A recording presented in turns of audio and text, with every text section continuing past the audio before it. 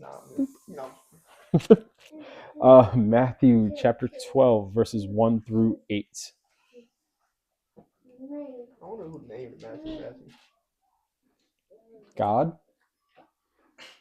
Wait, for real? Duh. Yeah, bro. You're saying duh, but like. Well, actually, his parents, but. But some people ask the Lord what they should name their child. Well, actually, rephrase that. The Romans actually named Matthew. His Jewish name is actually Levi.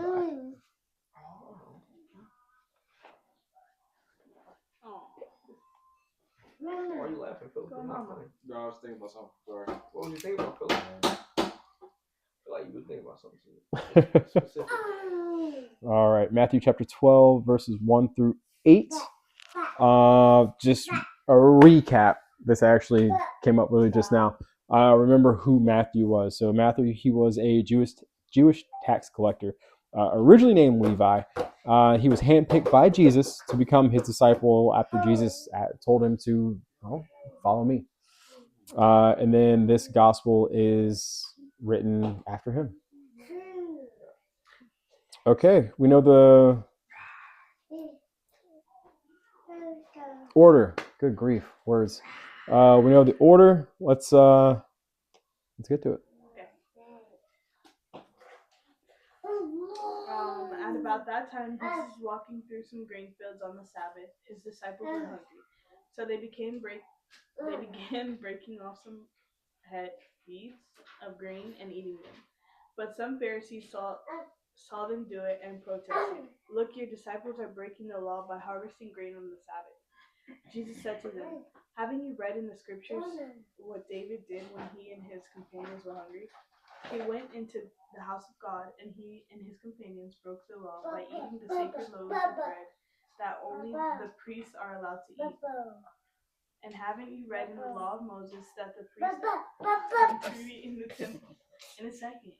Temple may work on the Sabbath. I tell you, there is one here who is even greater than the temple, but you would not have condemned my innocent disciples if you knew the meaning of the scripture. I want you to show mercy, not offer sacrifices, for the Son of Man is Lord, even over the Sabbath."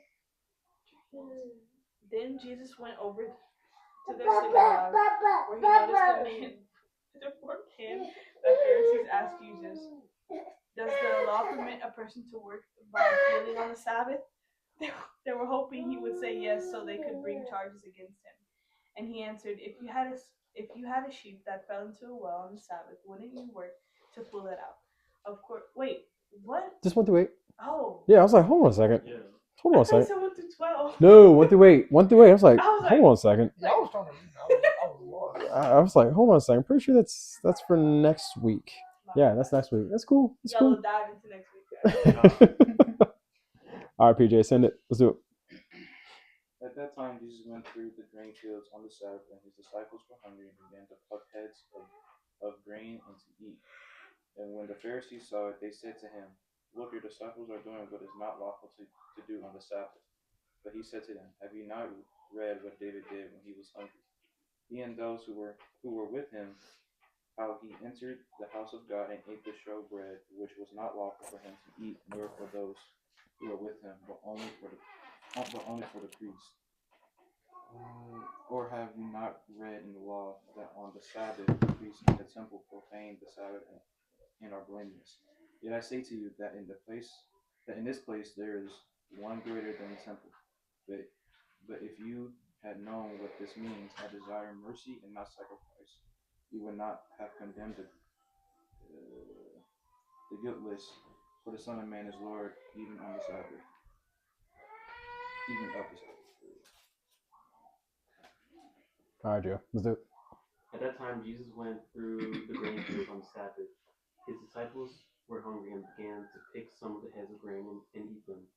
When the Pharisees saw this, they said to him, "Look, your disciples are doing what is unlawful on the Sabbath." He answered, "Haven't you read what David did when he and his companions were hungry? He entered the house of God, and he and his companions ate the consecrated bread, which was not lawful for them to do, only for the priests. Or haven't you read in the law that the priests on Sabbath duty in the temple desecrated the Sabbath and yet are innocent? I tell you that something greater than the temple is here. If you had known what these words mean, I desire mercy, not sacrifice, you would have not condemned the innocent. For the Son of Man is Lord of the Sabbath. All right. Which version? Y'all have a I got I the think we Christian Standard version. bet. Okay, word. At that time, Jesus. Hey, a new one. Okay. At that time, Jesus passed through the grain fields on the Sabbath. His disciples were hungry and began to pick and eat some heads of grain. When the Pharisees saw this, they said to him, "See, your disciples are doing what is not lawful to do on the Sabbath." He said to them, Haven't you read what David did when he and those who were with him were hungry? How he entered the house of God and they ate the bread of the presence, which is not lawful for him or for those with him to eat, but only for the priest?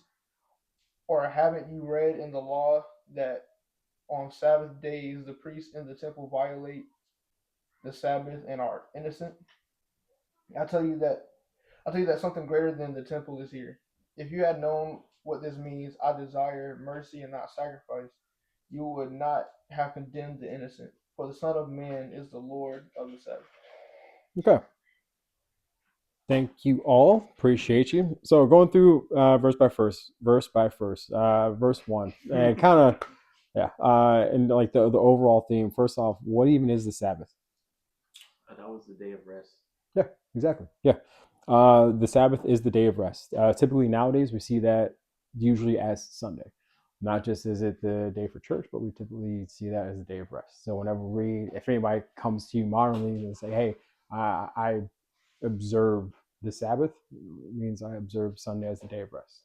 I've actually been doing that recently to where, hey, church, no homework, no work, try and get off the phone as much as I can. Church, family, and rest. If you have not been doing that, then I highly encourage you to try it.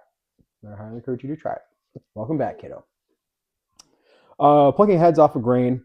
I'm sorry, go back to the Sabbath. We can see that in Exodus chapter 20, verses 8 through 11, and chapter 34, verse 21.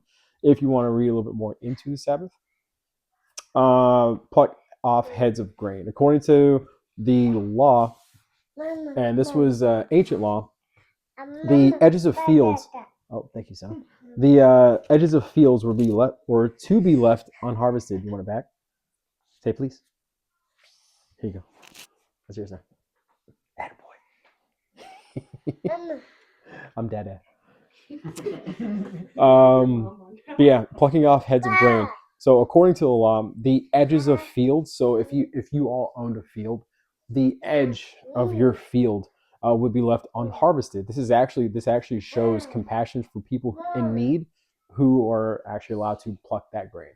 So say backyard, grain field, all like the inside we'd be able to pluck for us, but like the outside you'll leave unplucked. So yeah. Huh? So the perimeter. Second? The perimeter. Yeah, perimeter. So others can like come by, people in need, like, oh hey, cool, thanks. Boop. Verse 3. So what David did, this actually refers back to 1 Samuel chapter 21, verses 1 through 6. Just to recap, David was on the run from Saul, and the permission of Ahimelech, the priest, he ate the sacred bread, which was a violation of the law. We can see that in Leviticus chapter 24, verses 5 through 9. Just to recap what we're talking about here, at least in this regard, in verse 3, haven't you read what David did when he and his companions were hungry? He entered... thanks, kiddo. Yep, thanks, buddy. He entered the house of God, and he and his companions ate the consecrated bread, which was not lawful for them to do, but only for the priest. Sorry, anybody listening. Son just got a hold of the mic, and he's... it is the Bible. Come on. Bible. Okay. Please what, bro? And then if we look at 1 Samuel, Yeah. Chapter 21, verses 1 through 6. This particular section is literally entitled David and the Holy Bread. What are you saying please to, bro? All right, go on now. Then David came to Nob. I love you so much, kiddo. To That's our son. Yep. Hey, go to mama. Go find mama. Thank you. Yep, go find mama. Came to Nob, to Ahimelech the priest, and Ahimelech came to meet David trembling and said to him, "Why are you alone, and no one with you?" And David said to Ahimelech the priest, I'm just gonna say the priest, bro. Sorry, yeah, I'm Ahimelech. Ahimelech, bro. Ahimelech. Ahimelech. I hope that's right. If anybody's listening, straighten that. Get him in the comments. Right. The priest, the king has charged me with the matter, and it said to me, "Let no one know anything of the matter about which I send you, and with which I have charged you. I have made an appointment with the young men for such and such a place. Now then, what do you have on hand? Give me 5 loaves of bread or whatever is here." And the priest answered David, "I have no common bread on hand, but there is holy bread. And if the young men have kept themselves from women." And David answered the priest, "Truly women have been kept from us, as always when I go on an expedition. The vessels of the young men are holy, even when it is an ordinary journey. How much more today will their vessels be holy?" So the priest gave him the holy bread, for there was no bread there but the bread of the presence, which is removed from before the Lord, to be replaced by hot bread on the day it is taken away. Now a certain man of the servant of Saul was there that day, detained before the Lord. His name was Doeg, the Edomite. Wow. The chief of Saul's herdsmen. Then David said to Ahimelech, Then have you not here a spear or a sword on hand? For I have brought neither my sword nor my weapons with me, because the king's business required haste. That was a lot, y'all. That was a lot. Just to recap the story of David and what we're talking about here in Matthew. So you're welcome. You're welcome for my service. You love David. Verse 4. What I just read again was from 1 Samuel 21. What? Was from 1 Samuel chapter 21, verses 1 through 6. If you want to read that on your own. Verse 4, going back to Matthew. The bread of the presentation, loaves of bread placed in the tabernacle sanctuary. Again, we can see that in Samuel, 1 Samuel, but also Leviticus chapter 24, verses 5 through 9. They were considered holy, and only the priest could eat them. Verse 5, violating the sanctity of the Sabbath. So this is a reference to the duties of the priest, which technically violated the Sabbath, but were permitted by God. Verse 6, something greater than the temple is here. So this is likely referring to Jesus and his authority. We can compare this to John chapter 2, verses 18 through 21, which we'll probably get to at some point. Or perhaps to the kingdom of heaven itself. Ultimately, people's needs are given preference over legal observation. So at the end of the day, are you going to do what is legal, or are you going to do what is good and holy and righteous? Are you going to do what the law tells you to do, or are you going to be a good human?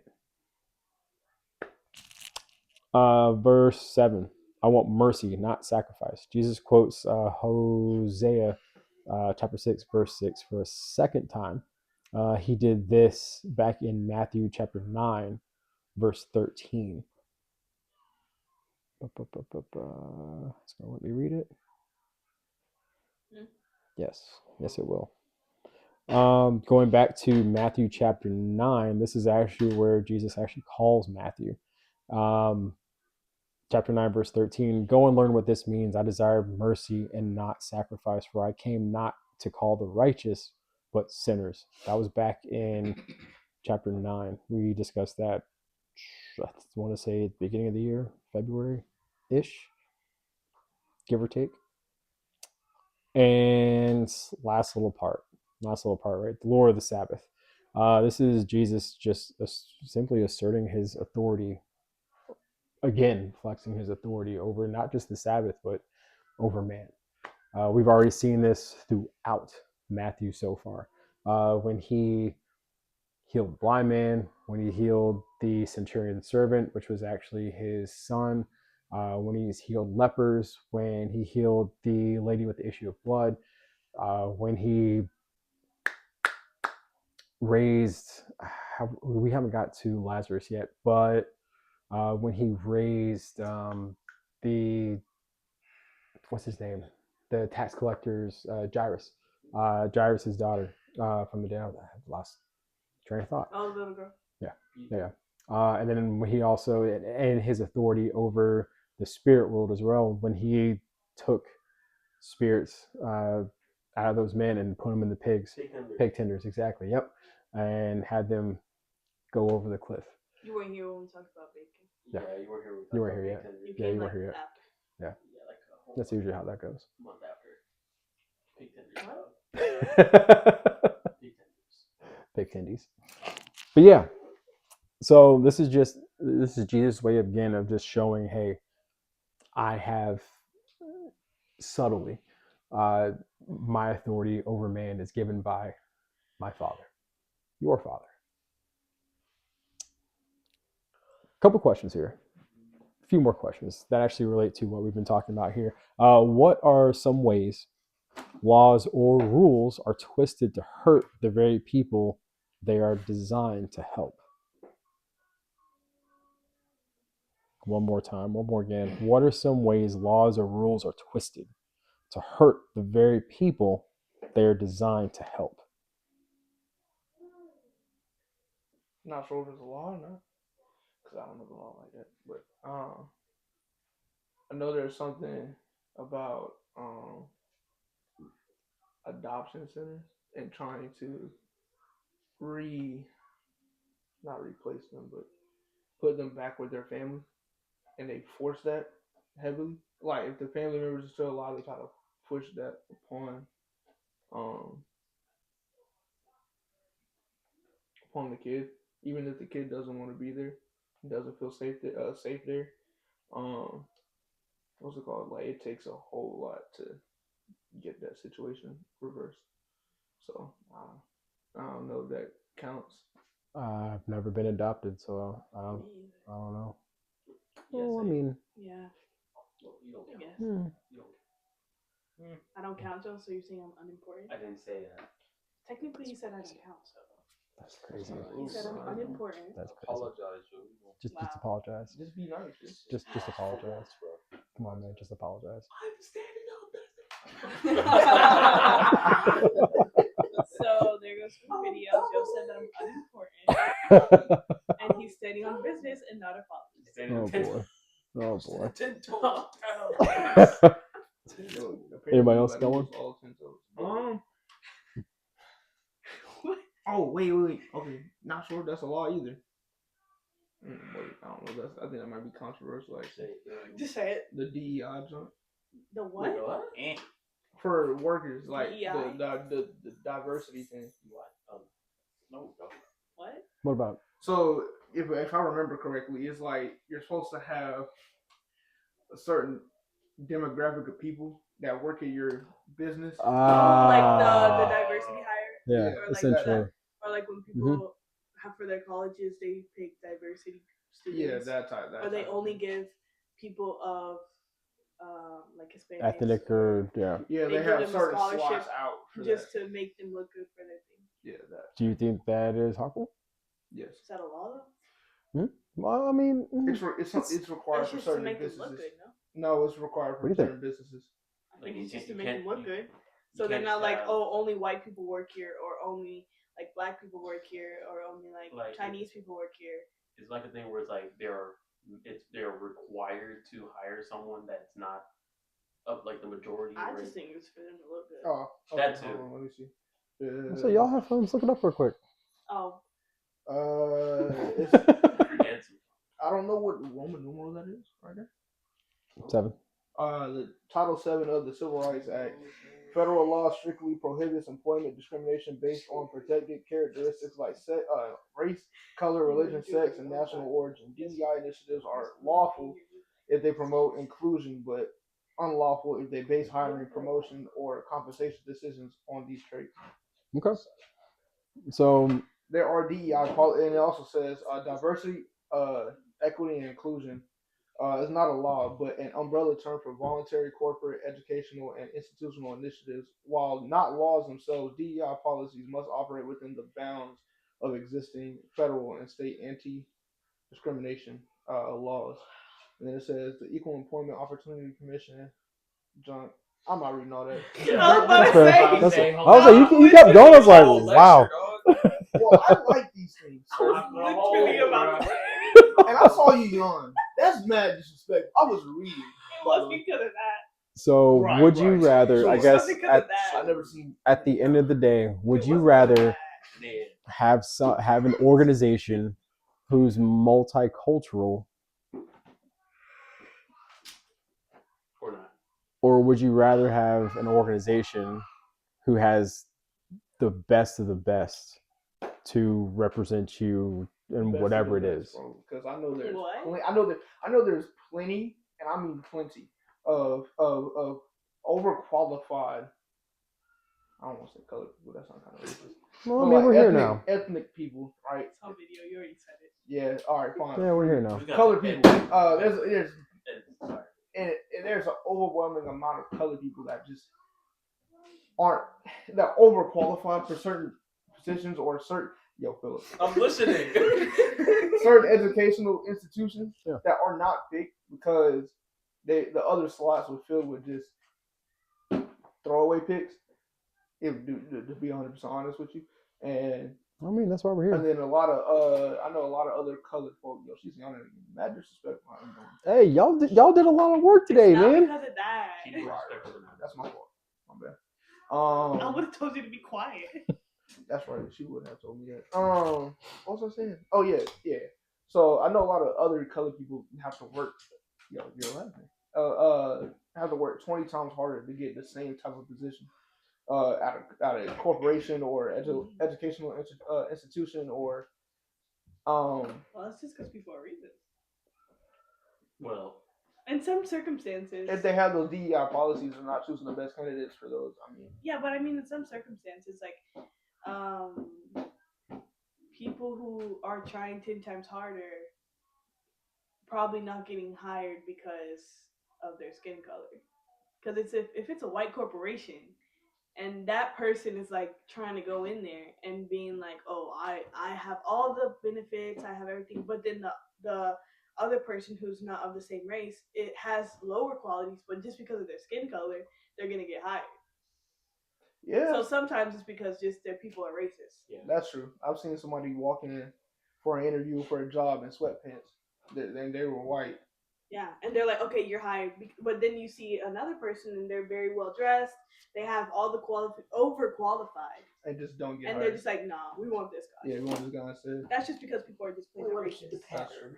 That goes into my next question. I got 2 more questions. Oh, That goes wasn't no, the no, next question? no. Actually, slightly. You'll see why.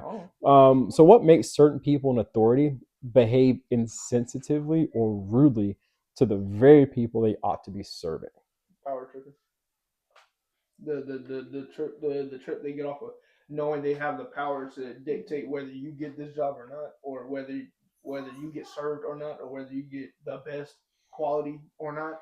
That power does go to their heads very. And it goes back to like people just being racist, Like mad or racist. because they were raised that way.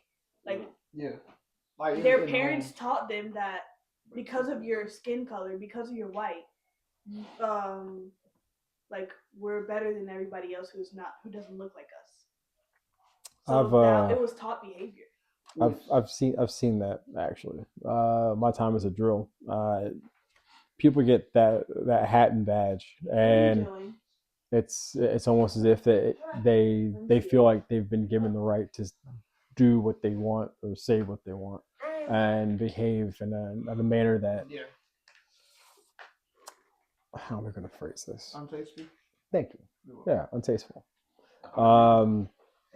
It's like the super soldier serum, right? In Marvel. No. Book, yeah, Don't kiddo. break it. If you remember watching Captain America, the first Avenger, yes, sir. Yes, kiddo. Captain America, the first Avenger. He's getting ready. It's like the night before the operation, and they're sitting in the barracks room, and Dr. Erskine's like, the serum. Yes, it physically enhances the person, but it makes, I'm paraphrasing here, but it makes a good person great. Whereas if a bad person takes it or uses it, then it'll just make them more of what they are. Like the Red Guardian. He had the same. Yeah. Same instance. Same instance here. Individuals get that hat and badge, and they power trip, for lack of a better phrase. And it sucks. Because you think oftentimes you volunteer for a position like that, and you want to like leave the army or leave the organization just in general in a better state than when you came in. Right. And then stuff like that happens, and it makes it 1,000 times harder. To keep that going. Exactly. That same Yeah. So I've also seen the inverse. So coming back to this particular question, they get into a position of power, and it's just like May said, it's like how you were raised. If you were raised to be kind and be gentle and be loving and live a Christ-like life, then you're going to continue to display those fruits of the Spirit. You're going to continue to be able to plant those seeds of goodness and continue to be that light on the hill, and people are going to continue to gravitate to you and continue to produce what you've implanted into them or shown them. Like that, continue to show that compassion, continue to show that love, continue to show that grace. Thanks for that, kiddo. But also the inverse is true as well. The opposite is true as well. If they were raised, for lack of a better word, I think racism and like people who act and are like racist and believe in like all that stuff is because they're raised that way. Because it has to start somewhere. No, don't eat that, kiddo. And also like the people who were, or affected by racism, they definitely, they also tell their children like, wherever you want to get in life, it's going to be 10 times, 20 times harder for you to do because of your skin color. And they're going to preach that to you. Yeah. So when you don't, so it kind of makes you feel like when you don't get to a certain position or where you feel like you should be at, it's because it's 10 times harder. But also, I feel like it may not be that, but you're gonna feel that way, so you're gonna start to complain about. Careful, buddy. Yeah. I feel like. But I feel like I get it, but at the same time, like, don't push it as hard because you don't know that. You don't know, like, it's not in every circumstance. Right. It's like you choose how you're gonna act when you get older. Are you gonna follow the stereotype, or are you gonna do something else? But I feel like parents who have kids like of different races shouldn't be like, oh, you're not gonna get there because of your skin color, or you're not gonna do this because of your skin color. Right. Like they should be uplifting their child and not even talking about skin. Like, of course, like you have to be careful about certain things. I do get what you're saying. Yeah. I do feel like, but not like pushing it down your throat. Like you're not gonna get anywhere. No, not like that. Not like that. But there is a point in every. Yeah, I mean, there's certain things that you should be, because every person, every colored person's life is like you're gonna have to sit down and let them know. The game is a little bit different for you. You got a couple extra rules you gotta follow. Yeah, I get that. You do that when they're in their teenage phase, a little bit older. You don't say that when they're like 5 or 6. Like unless you have to grow up a little bit earlier than some people. But that's about it. So how can you, to somebody who's hurting like that, to somebody who's been maybe to someone who hasn't been shown that kind of love or shown that kind of compassion or gentleness, to somebody who may have been discriminated against, even since we're here, to someone who may have been discriminated against either recently, today, this week, this year, this month, or just in general in their lives. How can you show them? Please no. Bro puts a hole in the wall. Yep, that's what I'm afraid of.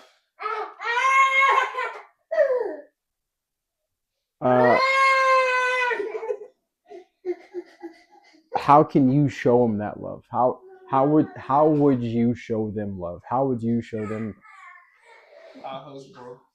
Of people who are getting picked on because of their race. In general. So if you knew somebody who has either been discriminated against actually in their life, who has actually been What if somebody who's actually what if they're been discriminated against, somebody who's actually hurting real time, or not everybody's like that. how? I don't know about being nice. What if they don't like physical touch? Words of hug them from a affirmation? distance. Verbally, hugging verbally. How? Be nice. Yeah, how? Or well, be Like, kind. you're just being, show like, them kindness. yeah. Show them the kindness that they How? know. All right, you know what? Fine. Let's give them an example. Let's say May was discriminated against and she was fired for her Okay. job just because she's May. I don't know. Her heritage or something like that. It was like, you know what, freak your heritage and all the culture and all that. You get on my job. Okay. So I'll be like, I'll be like, May, it's gonna be okay. You know why? Because your Like, culture, yeah, okay. yo. You know what, bro? Well, It was right. what if- Let's pretend.